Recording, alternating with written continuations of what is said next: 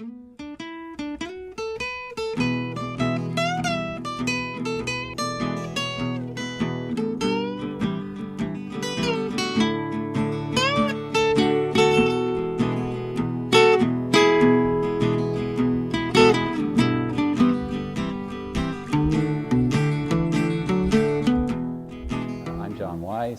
operate Wiseacres.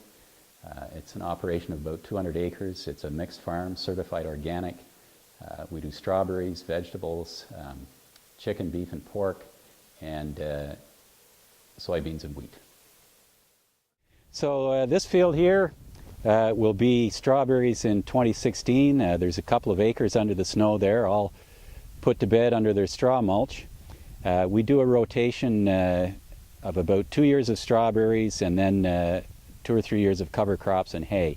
The berries are sold mostly pick your own, but about, I'd say 20 to 25% we take orders and pick for people, and some also go to stores in Kingston. Mostly Terra Foods carries the berries. My background is in the city. My father was an academic, and originally I just thought that's what I would do. But I couldn't be inside all day, every day. And, you know, my office is hundreds of acres and the blue sky overhead. The other thing I really like is planting. Getting that soil worked up, getting the compost on it in the spring, going over it with a seed drill or a strawberry planter, whatever it is, seeing that field all laid out and just ready to give birth to seedlings. It's a beautiful thing. Later when the weeds come, it's not so great, but I just love that feeling. I read about using weeder geese in an old Ontario Ministry of Agriculture publication. It was something they used to use before herbicides. We use a white Chinese geese. It's the lightest goose, so it doesn't trample the plants very much.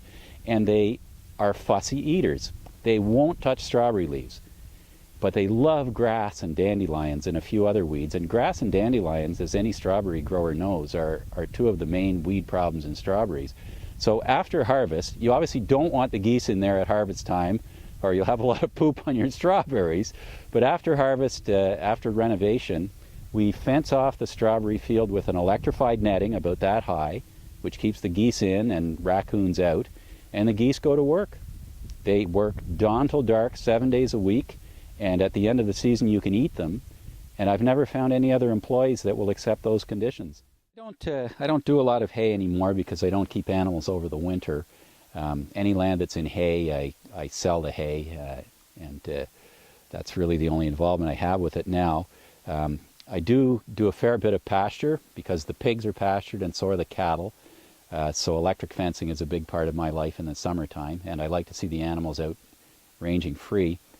The cash crop part of the operation is actually where over half the income comes from now. I do a very short rotation. It's soybeans, it's wheat followed by soybeans, and then a soil building and weed control year where I use cover crops like buckwheat to smother weeds and to rebuild the soil. The wheat also provides straw, which we use for mulching the strawberries. It's intense for a couple of times a year, at planting time and at harvesting time, but the rest of the time, I don't have to do anything. The crop is just out there growing, and then that's the time when I'm busy with strawberries and animals and vegetables and things like that.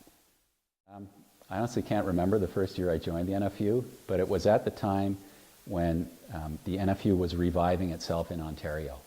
If that was 10 or 15 years ago, I couldn't honestly tell you. But I got in right at the start of the revival and the establishment of the Local 316. What I liked about the NFU, besides its emphasis on local production and connection with local consumers, was its focus on international agriculture, forming links with groups like Via Campesina, and its unique emphasis on the environment and on smaller farms at the national policy level. The other farm organizations had some of that, but the NFU seemed to be the best at doing that, emphasizing their concern for the environment and for maintaining smaller farms that were connected to their local communities. That appealed to me.